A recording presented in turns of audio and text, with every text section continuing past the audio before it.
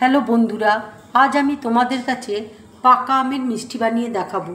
এই পাকা আমের মিষ্টি তৈরি করতে দেখো আমার কী কী লাগছে, তোমাদেরকে দেখো দেখিয়ে দিচ্ছি। এখানে দেখো আম নিয়েছি, এখানে নারকেল গুঁড়ো রয়েছে, এখানে দেখো গুঁড়ো দুধ রয়েছে, লিকুইড দুধ রয়েছে, চিনি আছে, কাজুকে দেখো হালকা করে গুঁড়ো করে রেখেছি, কিশমিশ আছে, আর এখানে দেখো ছানা রয়েছে।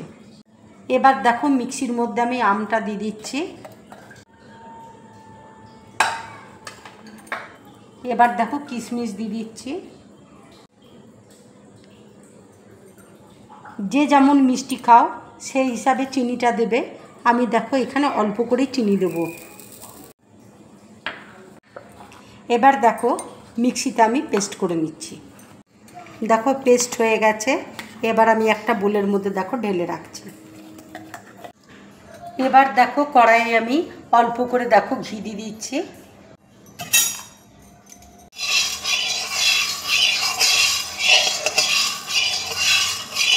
এবার দেখো দুধ আমি দিয়ে দিচ্ছি। এবার আমি আমের পাল্পটা দেখো দিয়ে দিচ্ছি।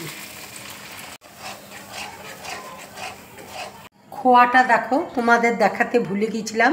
এবার দেখো আমি খোয়া দিয়ে দিচ্ছি।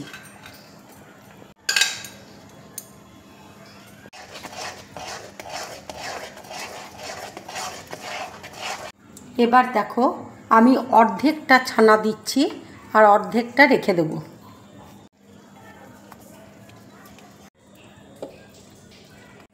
এবার দেখো গুঁড়ো দুধ আমি দিয়ে দিচ্ছি।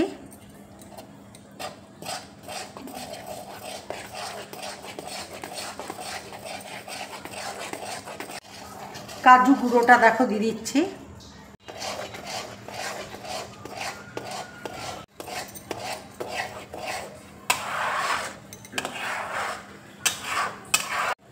এবার দেখো গোলাপ জল আমি দিয়ে দিচ্ছি।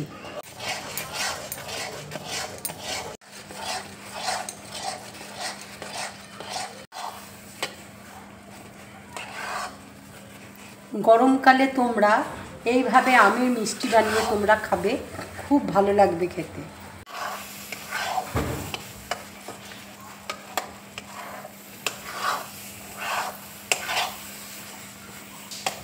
মিষ্টিটা দেখো হয়ে গেছে। এবার আমি গ্যাসটা অফ করে দিচ্ছি। ঠান্ডা হয়ে গেলে মিষ্টিগুলো বানিয়ে তোমাদেরকে দেখাবো। মিষ্টিটা দেখো ঠান্ডা হয়ে গেছে। যে অর্ধেকটা ছানা আমি রেখেছিলাম সেই ছানাটা দেখো আমি মেখে দিচ্ছি।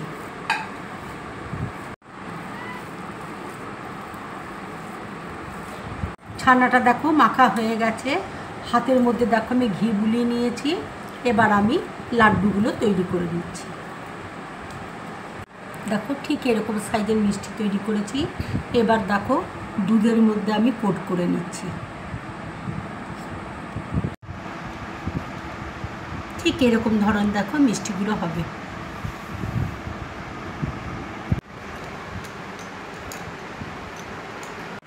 আর একটা করে তোমাদেরকে দেখো দেখাচ্ছি। এবার আমি নারকেল গুঁড়োতে দেখো আমি কোট করে নিচ্ছি।